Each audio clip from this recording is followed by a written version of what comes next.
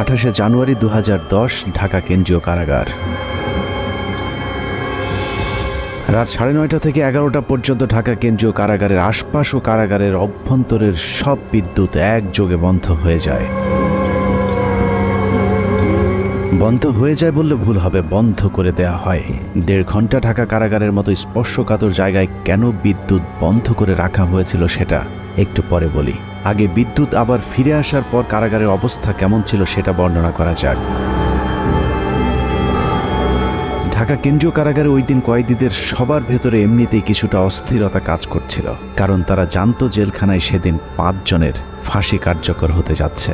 আর যে 5 জনের ফাঁসি কার্যকর হতে যাচ্ছে তারা সকলেই ছিল অত্যন্ত বিনয়ী, কারাগারের সকলের প্রিয় মানুষ।